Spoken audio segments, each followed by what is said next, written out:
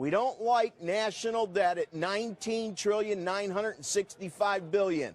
So $20 trillion around the corner. We just hit 20,000 yesterday in the Dow Jones, or whatever, the day before, Dow Jones Industrial Average. So my question to you is simple, okay?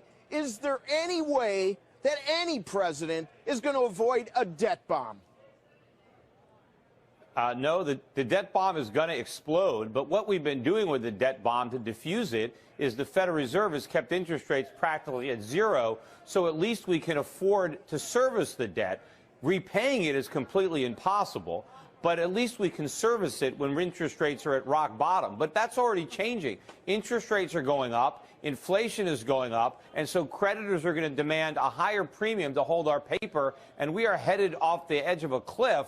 And I think that the Fed is going to try to inflate its way out of this problem, but it's going to inflate its way into a bigger one.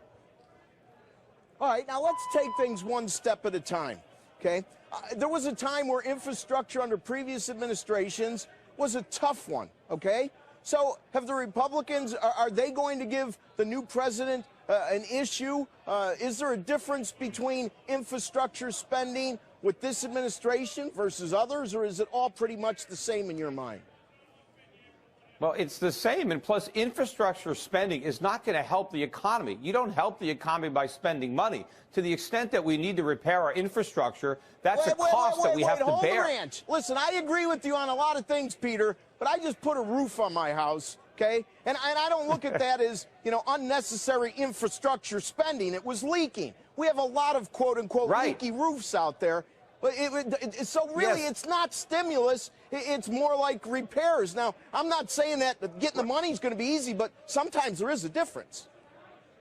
Yeah, but it would have been better if your roof didn't leak and you didn't have to repair it because you could have used the money for something else. So the fact that we have infrastructure that is in need of repair is a negative. It is a burden. It's a sacrifice if we have to spend money building up our infrastructure. The fact that it creates jobs, that's not a good thing because we're diverting resources that we might otherwise have been able to use more productively to make necessary repairs to our infrastructure. But the other problem is we're broke. We can't afford to repair our infrastructure. That is the problem. And if we're going to divert resources to building our infrastructure, what are we not going to do, right? What are Americans going to stop spending money on so we can free up the resources to make these repairs? Well, sometimes, Peter, don't you have to step out of the box a little bit, though? I'll give you a notion. We have trillions of dollars overseas that this president said he's going to allow businesses to repatriate. You ever hear of Build America bonds? So why doesn't he say, listen, you can repatriate it, but in order to do that, you have to play this little game of bond covenants. You have to participate in a Build America bond scenario where the covenants give you a bit less interest rates, and for that, you'll be allowed to bring this money back at a very low or maybe negligible tax rate. Your final comment. Can't we get creative? Is there no answer here? Well, I hate to micromanage it. And, of course, you know, they don't have to bring the money back. They can leave where it is and pay no taxes on it. And so if we try to be, you know, too funny about all these requirements, they don't have to bring the money back at all, right? Because they got a zero tax rate where they are right now.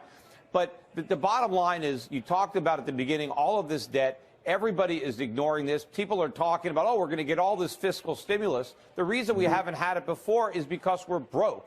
And we've been relying on this phony monetary stimulus. But if we actually try to increase already enormous annual budget deficits with tax cuts and more spending, then unfortunately the Federal Reserve is going to go back to the well. Right. We're going to do more quantitative easing, and we're going to end up destroying the value of our currency. Peter, and right now, sure, the dollar's at a 14, 15-year high, but it's a long way down. We're out of time here, Peter. I'm going to have to stop here, but I am going to bring you back in a year to see if all these clouds are still there. Thank you for taking the time. And